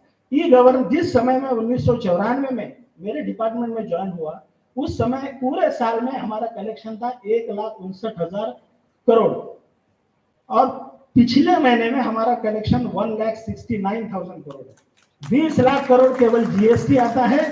हालांकि कस्टम्स और सेंट्रल एक्साइज कम नहीं हुआ, आज भी सेंट्रल एक्साइज लिमिटेड आइटम में है, बट फिर भी उनका कलेक्शन 15,000 से 18,000 15 लाख से 18 लाख करोड़ तक है। ये सब कुछ हो पाया है वो ई गवर्नेंस का। और ई गवर्नेंस के इस स्पर्धा में मेरा डिपार्टमेंट बहुत आगे है और उसके आप हमारे पूरे पार्टनर है और संरक्षक है, इसका मुझे अभिमान है। इतना कहकर मैं अपने 2 शब्द खत्म करता हूँ। धन्यवाद।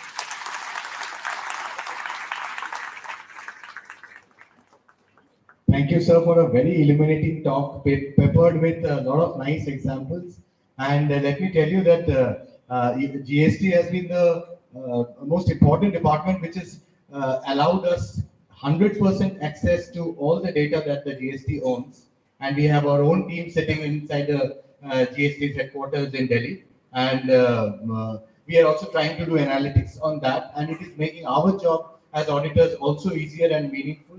We are giving insights to the department at the right time. And therefore, we are trying to contribute to the nation in the similar fashion that you are trying, sir.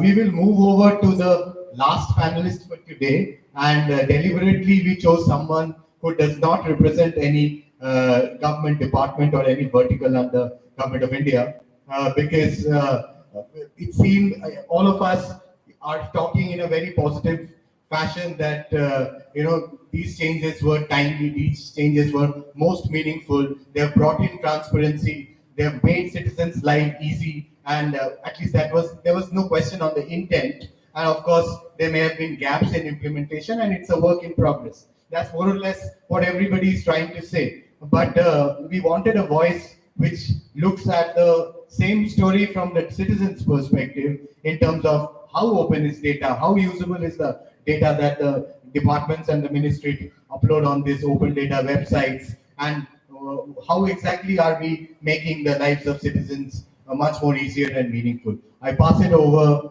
to Mr. Rakesh Dubbudu to be the next panelist who is speaking. Thank you.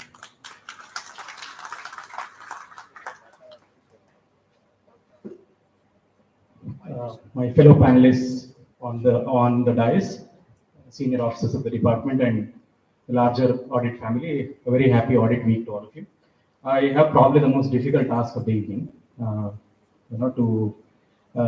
So I narrate these two examples, a few issues that I think are challenges and maybe challenges that sometimes don't get adequate attention. So the second ARC in 2008, if you remember, had a dedicated chapter on e-governance. So it spoke about 4 pillars: people, technology, resources, and process. And citizen centricity was part of the process. So if I look at all the e-governance initiatives, the public goods and services that we have access to at the click of a button, so I see broadly 7 to 8 different buckets in which these issues can be categorized into. So I'll start with so like the other speakers were saying, in India we've kind of followed a very different path. We have kind of leapfrog technology access. So in most Western countries, you must have seen that people may have migrated from using, maybe starting with computers, typewriters, computers, maybe, pagers, and then they went on to mobiles. As a country, we leapfrogged. We left that between part where computers and laptops, we directly jumped onto mobile. It definitely helped us to scale up the entire digital infrastructure at the click of a button. But what it has also done as an unintended side effect, it has given rise to a population which is partly digitally aware and partly not. So if you look at, for instance, I'll start with the mass outreach program. So successive governments have undertaken mass outreach programs in digital literacy. So the current PMG Disha and its predecessors, but most of them did not spend enough attention on, I would say, information consumption literacy as well as basic financial literacy. So what has happened is we have a population that a lot of us use mobile phones, use these apps, but often prone to scams, misinformation, losing financially and otherwise, because we lack this part in capacity building. So while scale was made possible, and which is a great thing considering our population, but I think there is something that is lacking because we have focused mostly on the functional aspects of digital literacy, and rather we should. I'm not saying we should. Those aspects are not important, but we should also give adequate attention to the other aspects. The other thing is, I think we've kind of currently we call the trinity of Jandan, Aadhaar, and mobile. While it has made a lot of public services more transparent and at the reach of people, I think some groundwork would have helped us overcome all the difficulties that we face. For example, names is a big issue in India. You often see people, especially with the income tax department now that Sanjay is there, that every time you want to, once you file your return, you want to do a e-verification, there is this huge issue of your PAN is not linked to Aadhaar. Because your name is surname plus first name. I'm sure most of you have faced this issue.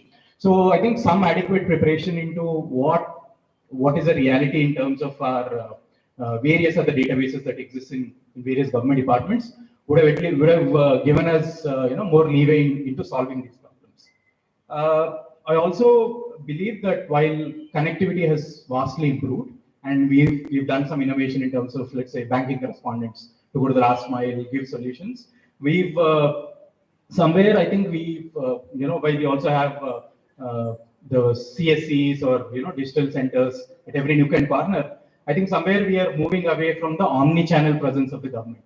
So even in advanced digital countries, maybe Singapore or Western countries, they have not moved away from being omni-channel. Omni-channel is you have access through services through mobile, through laptops, through centers, or through telephones where you can call up and ask.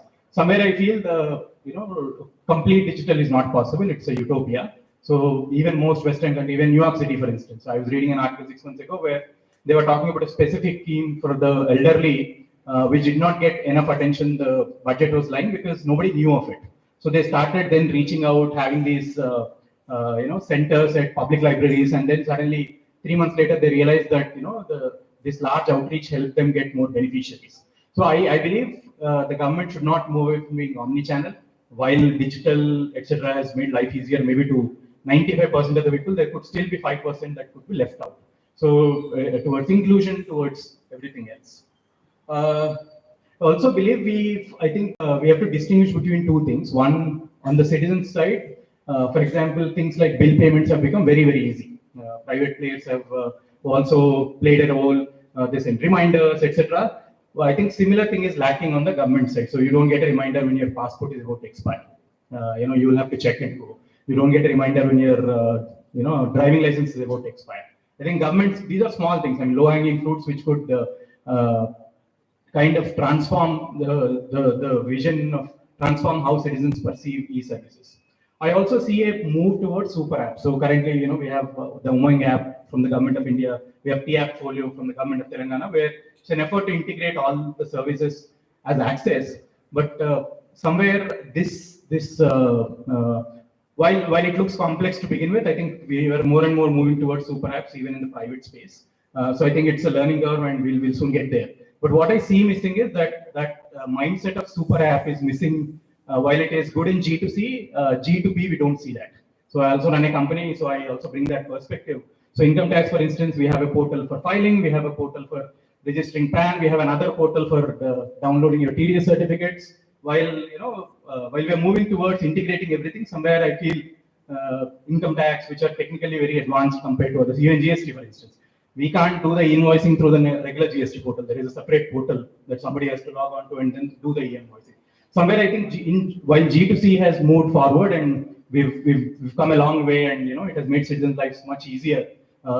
This integration of super apps, that integration of databases will help. And on the G2B space, I think this integration, the mindset of integration is somewhere I see is missing. I also see that while we are creating these applications, like for example the digital locker, where people can store documents and at the click of a button. So my own personal experience from when I applied for a passport, the person there was refusing to accept that a digital driving license, which is issued by the government of Telangana, which is a very valid form in Telangana. They were refusing because we don't have any information. Now on one side we are rolling out these services and we're telling people that this is what you need. You don't need anything else.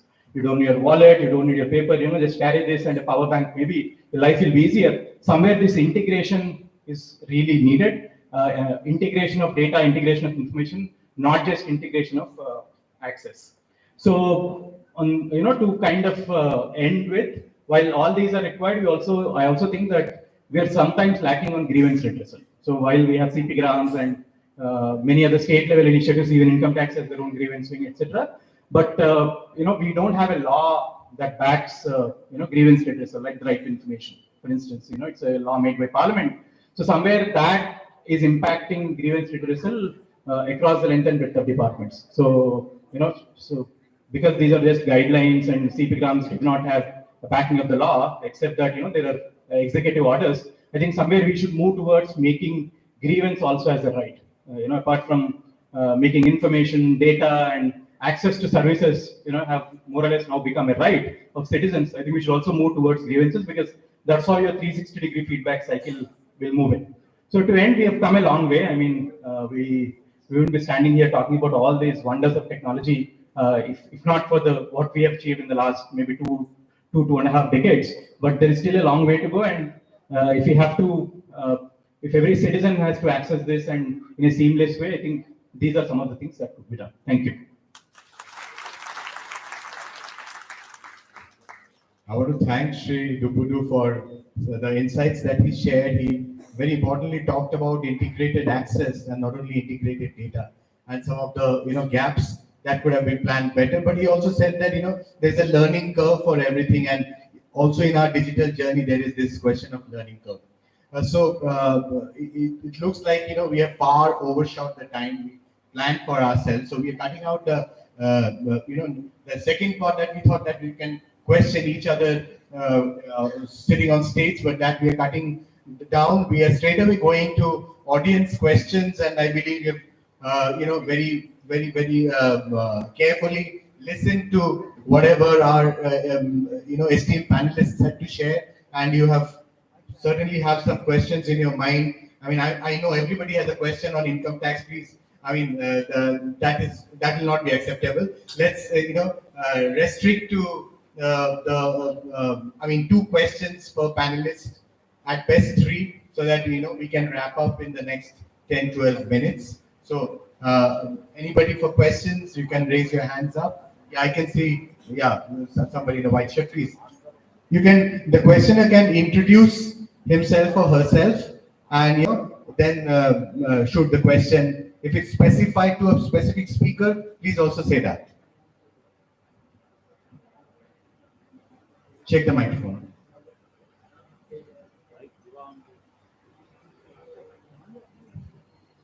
Give him a different microphone, please.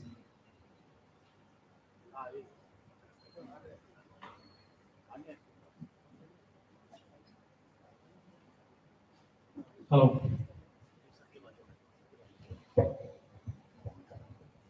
Good evening, sir. My name is Govt, sir. I'm Senior Audit Officer looking after. Be a bit louder. Govt. My name is Govt. I am looking after direct taxes. Senior Audit Officer. Sir, my question. Hello, sir. My question to Shri Sanjay Bahadur, sir, DG Investigation Letter. Sir, considering the humongous population, the size of Indian population, how effective is the digital literacy in terms of the increasing the tax base and the effectiveness of tax administration, and the complaints from the perspective of the taxpayer. And the second question is, what are the new initiatives in terms of reforming the existing e-governance in comparison to the last 10 years? Any new initiatives being thought out by the CBDT or the Minister of Finance to improve the e-governance? Thank you, sir. Thank you for the 2-pronged question. The first is about literacy regarding proficiency with the digital systems as far as the taxpayer goes. Am I right?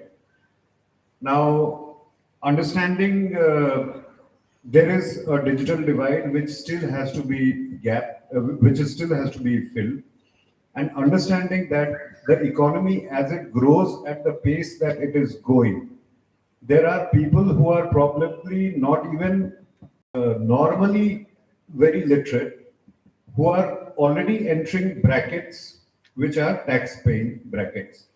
Let us take, for example, somebody who is into the business of delivering contractual work. So you are delivering housekeeping services, you are delivering, you are making small houses for people, you are doing whatever on contract. Such a person typically does not have to be very literate or very educated, leave alone very educated or literate in terms of compliance issues. And therefore, seeing this, the initiative that was taken is introducing the concept of tax preparers, tax return preparers, who this concept did not exist till as recently as 3-4 years back. understanding that as the economy booms, more and more people will come into the tax bracket where they will need some help, and they may not be able to afford a chartered accountant, or it may not be worth their while. It's not cost effective. Therefore, this class of tax return preparers was introduced. He does not have to be a chartered accountant. He has to have minimum qualifications and conversation with the compliance digital platforms. So they are given training and they get a certification, and now they can help such people. So in terms of initiative in helping the fresh entrant or at the bottom rung entrant into the direct tax bracket, that is one thing. The second question, so does that satisfy? Right. You wanted to say something? Right. The second question, if I were to formulate it, was regarding new initiatives. So this, like I said, is one example. Linking of your Aadhaar cards, because we were just talking about what Rakesh ji was saying, that there are so many now applications which are available. You want to check your traces, that means your TDS deducted. You want to check the status of your PAN application. Each one is a different kind of an application. What the government is trying to do is, can there be a single key through which the internal applications are horizontally linked? So as far as the taxpayer is concerned, there is only one single portal that he enters or she enters, and whatever query that taxpayer has, whatever information that taxpayer requires is available through that platform. Work is already on that, and as ANINDYA just said, there is something, we operate on a platform called ITBA, as you would be aware. Now this platform is almost a decade old, and unfortunately there is a limitation to any kind of a program architecture, and so many changes in law, so many changes in jurisdictions, everything has happened, and the original contract with TCS is unable to make any substantial changes in architecture. So we are on the verge of entering the next ITBA 2, which is soon going to launch, hopefully within the next few months, sometime in 2024. And this is going to bring a lot of common services at a single platform for the taxpayer, at the same time to make the administration more efficient, more transparent, and more citizen-centric. It will also at the same time enable our own officers to, like I said, nobody wants to be probed and prodded every time you move around. As long as there are systems that we can see that, okay, we don't see any pattern of evasion. We have got very complicated algorithms which are crunching a lot of data coming from international forum, coming from our own financial intelligence unit, coming from GST, and so on, many other law enforcement agencies. All this information, once it is profiled and available, why would anybody waste time in doing what in the parlance of European enforcement agencies, they call something called STT, shaking the tree. Now, you're just shaking the tree that something will fall. This will stop once you know that this tree has nothing. So this will come, and this is another example of the new initiative that is going to happen. Reforms in terms of the speed of refunds. There are many technical issues which have come up in the last 5-6 years of administering. When we moved from refund being issued from the jurisdiction, it was all centralized. Once centralized, now we are coming up with unique problems because one shoe cannot fit everybody in India.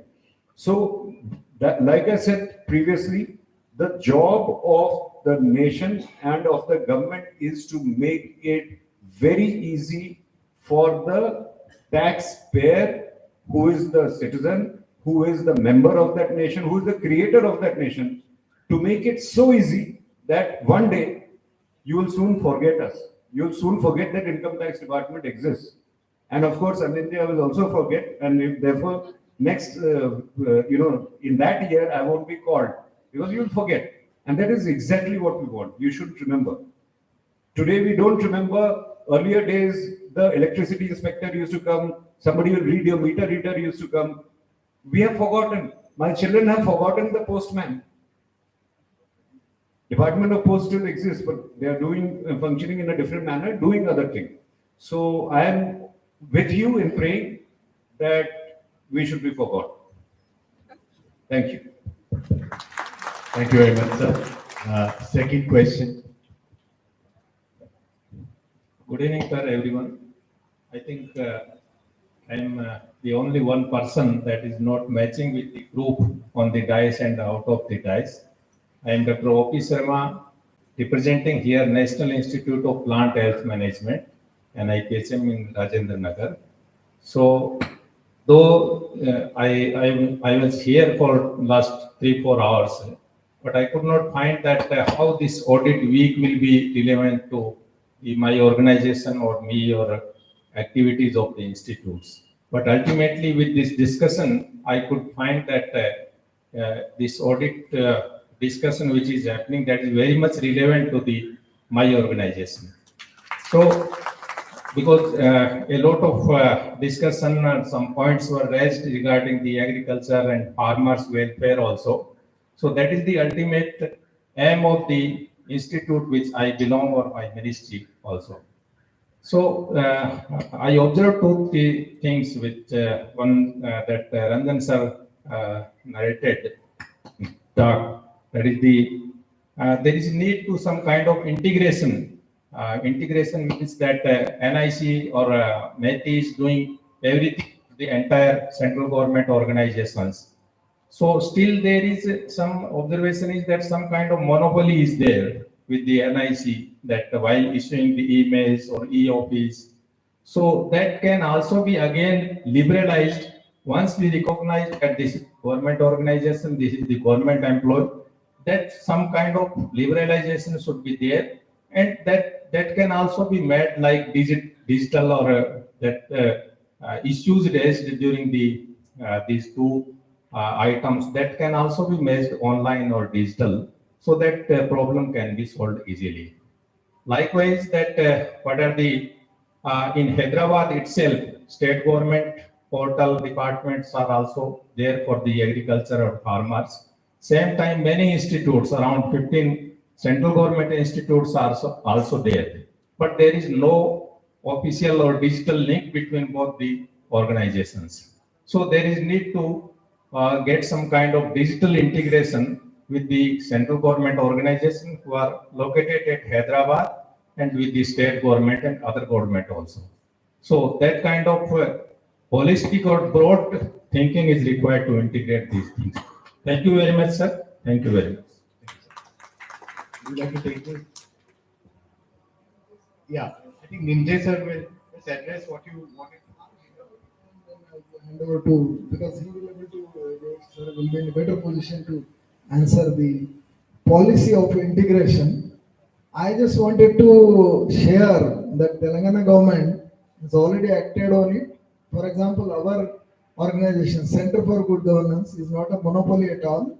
That first, either we should only do, or when we reject, then only other people can do. That policy is not there. In fact, he has formulated the policy from the government side. He clearly mentioned that we as a organization has to compete with the private sector also. So that is the good healthy practice which is established by our government, that even if we wanted to do, we code for that thing with the given timelines and the cost, and the other organizations are allowed, not necessarily other government, other private organizations also. If we are effective, cheaper, cost effective and timely we can deliver, we will get the contract. So I am very happy that this kind of trend setter is there, which answers your partial question. I don't know about Government of India to, I am not competent to answer that what Government of India is doing. Definitely, but one thing we know from the NEGD and other mighty, that they are also nowadays not insisting on that first NIC only should do. So that is my observation. I will not be in a competent position to tell whether that is the thing, because we are doing a lot of work which earlier NIC used to do for Government of India. So with that, I will hand over to Jayesh sir, who will answer the second part of your question. Yes. So, no, you have made very valid points. I completely support what you said. And just to add to the first point, that monopoly in any sector is not desirable, it is suboptimal. So earlier I mentioned that we have identified 80 plus solutions for different aspects of agricultural operations. Some of these solutions are from Government of India institutions. There is a very important technology institution of Government of India in Hyderabad, which is called CDAC. So some of the solutions have come from CDAC, but many have come from the private sector, including large companies. Some solutions are from Microsoft, Intel, but a majority of them are from young entrepreneurs, whom we call startups. So many of these solutions are from startups.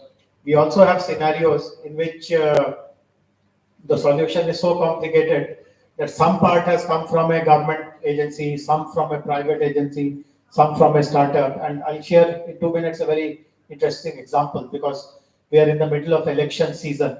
See, normally all of us will be required to vote on the 30th. And while it is a very important duty and all of us do it willingly, it also sometimes causes some inconvenience. You don't know where your polling station is. Sometimes you go there, you find that your name is missing or someone has voted. I mean, there is some inconvenience to walk and go, and suppose you are an elderly person, you have some mobility challenge, all these things cause difficulty. So about 4 years ago, we tried something which, in my opinion, if it is adopted by the Election Commission, it will be historic. This is called remote voting. Sitting in your home, can you cast your vote? Now, as you know, voting is a very contentious process in our country. Everything is challenged, everything is objected. Right now, the voting happens through what are called electronic voting machines, EVMs. And even they are not bereft of criticism. Typically, we notice in every election, the party which loses the election, it blames the EVMs. That I pressed this button, but all votes went to some hand or lotus or some bicycle or whatever. So that's a very common complaint. But we all know that it is all vague kind of thing, because EVMs are manufactured in Hyderabad, they're designed in Hyderabad. I visited that facility where these things are manufactured and designed, the ECIL, Electronic Corporation of India Limited. The process is so robust that no one can do anything which people imagine is happening. But still, people complain. So in that scenario, can you create a solution in which, sitting at your home, you can cast your vote using your phone? We have actually created that solution. We have demonstrated it in a live scenario. There's a town which is called Khammam with about 3,000 voters in a municipal election. We showed how you can sit at your home. No one is monitoring you, but your identity will be established that you are the person who is casting the vote. Until the time of counting, no one tampers with your vote. So this solution has a component of facial recognition, which CDAC prepared. There is an element of maintaining all the votes which have been cast on the phone in a secure manner. It requires blockchain. Tech Mahindra has created that solution.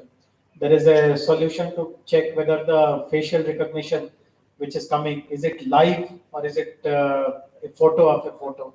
That solution has been given by a startup. So all kinds of possibilities are available today. And in Telangana, we have the flexibility to adopt whatever we want to do. For agriculture, you mentioned that all the institutions in Hyderabad, there should be a digital link. So I can share some good news with you. Just a few months ago, we have set up what is called an agriculture data exchange. So all institutions, whether they are Government of India institutions, state institutions, private companies, end users, like lots of crop insurance companies are there. Many NBFCs are there who give credit to the farmers, our rural cooperatives, banks, etc.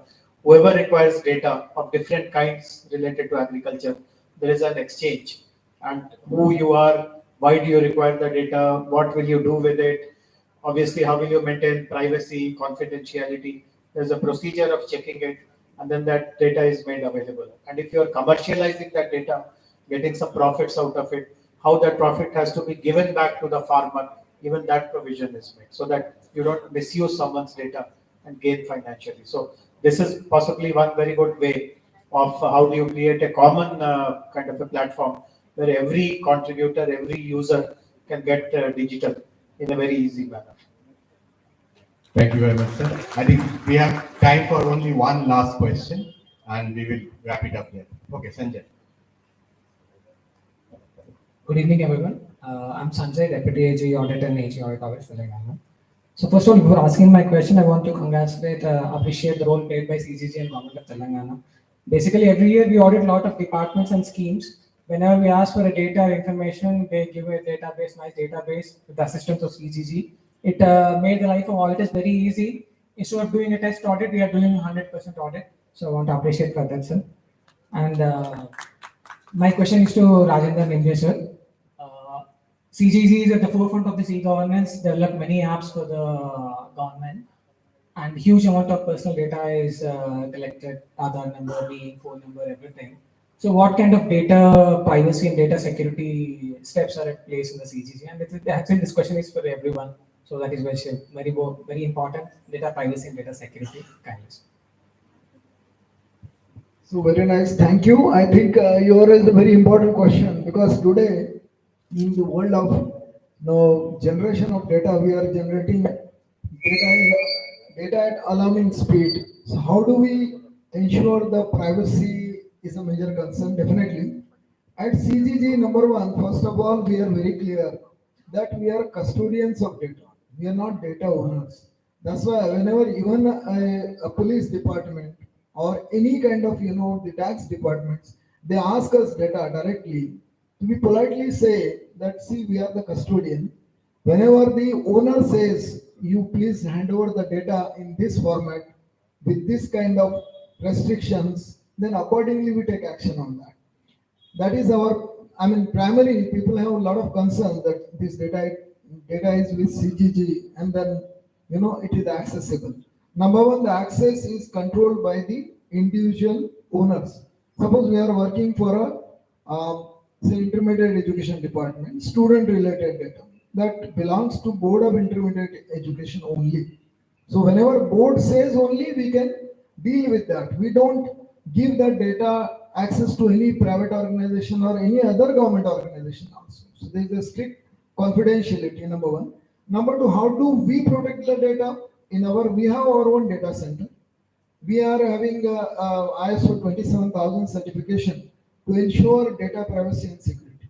We have all the three firewalls, whatever technology wise, the external, internal, and the web application firewall, all are in place to ensure that data doesn't live without that all minute scrutiny of the every bit. So that we do.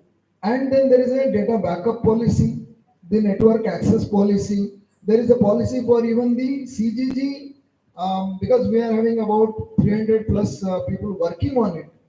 On that, they themselves cannot access the complete data. So once the data goes to live, then they can't access. So they can only, whatever changes they made, they deploy as per the practice of CMM level 3. They deploy the application changes and database is connected. So database access is restricted. We have a number of security solutions to control that. So that's what I wanted to share with you.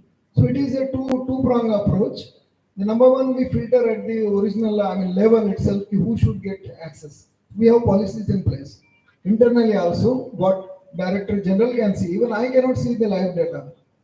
So that is the level of access we maintain. And whenever whosoever access it, there is a biometric, the capture is there first. He is the right person. And there is a log which cannot be tampered with. The log goes to blockchain. So they cannot be erased. Somebody wants to see and then say, okay, let's erase the entry. That will not be possible. So this is, I hope I answered your question. Thank you very much, sir. We've already, breached our license on their times. We almost gone on for an hour more than what we planned. So no more questions. I'm sure you have a lot of questions. So I thank the audience first because you've with total attention you've heard to all the speakers, and I'm sure they have a lot more to share, individual journeys, technical questions, etc., etc. Probably this is not the right forum for that. I mean, you got a glimpse of what government at different levels are trying to do. Trying to do the right thing, trying to connect to the citizen, trying to make life simple. Yes, if the question that Jayesh sir started with, the CM asks that, okay, we are doing so much, but is it making a difference? It seems that what transpired in this last 1.5 hours, it is actually making a lot of difference. But as Mr. Dubbudu also mentioned, that there is a learning curve. There would always remain gaps, and we will be learning. But to be sure that India's digital public infrastructure is now one of the biggest around the world. We are in a race with countries like China, US, and some in Europe. Everybody's trying to get into that space, and of course, every digital public infrastructure brings in that countries, that government systems, ethos, and ethical practices. So there are a lot of concerns that whose DPI would get into this third country. Recently, I think Zimbabwe adopted some DPI model. They created a digital ID infrastructure pan their nation, which was China developed product, face recognition developed product, and China is almost virtually a surveillance state, and nobody's comfortable with the idea that China is getting into that DPI space. So, lot to discuss, lot to learn from these people. Let me take this opportunity to thank each and every panelist on this forum, and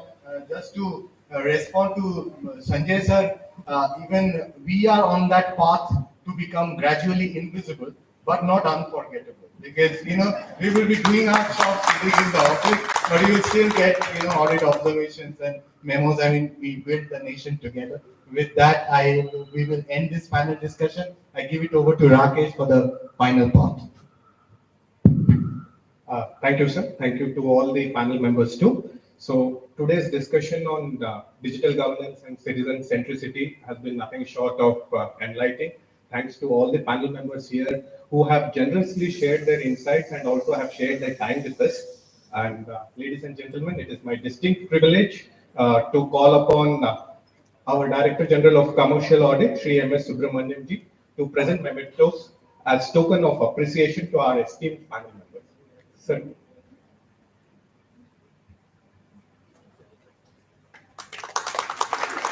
As we express our gratitude to the panel members who have taken time out of their busy schedules to enlighten all the audience present here, I believe that the tokens presented by Director General will serve as a tangible expression of our appreciation for their outstanding contribution. Firstly, I request Sir to present memento to Shri Rakesh Dubbudu.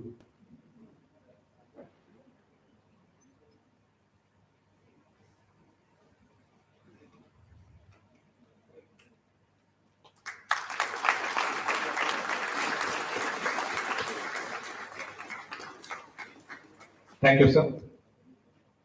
I now request Director General to present memento to Shri Sanjay Bahadur, sir, DG IT Investigation.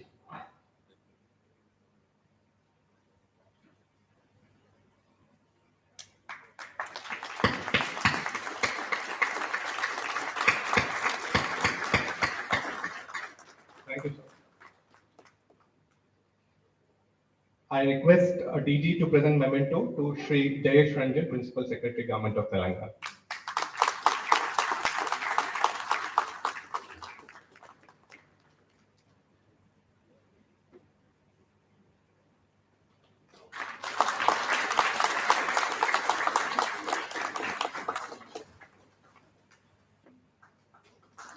Thank you, sir.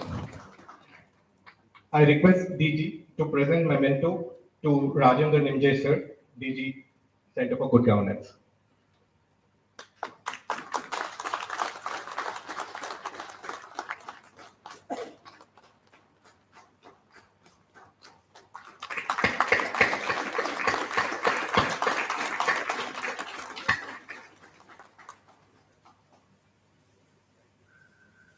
Thank you, sir. Lastly, I request D to present memento to Shri Mankoskar Rao, sir, Commissioner GST.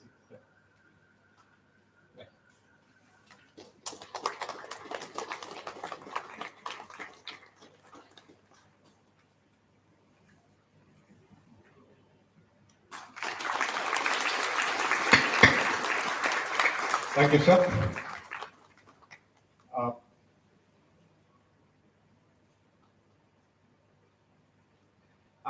Sir, please, can you hold on? Sir, we can have one group photo with all the panel members and the moderator here. If you can, please come forward.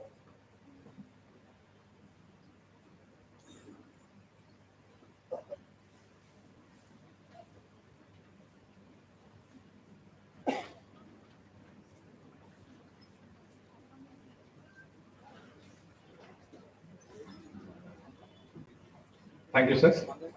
Now, I call upon Shri V. Sai Prasad, sir, to propose vote of thanks.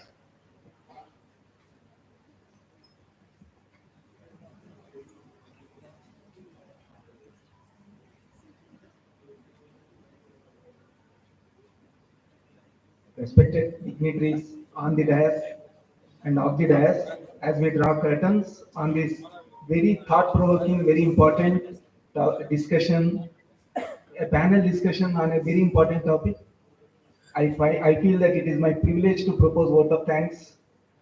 I thank profusely the panelists.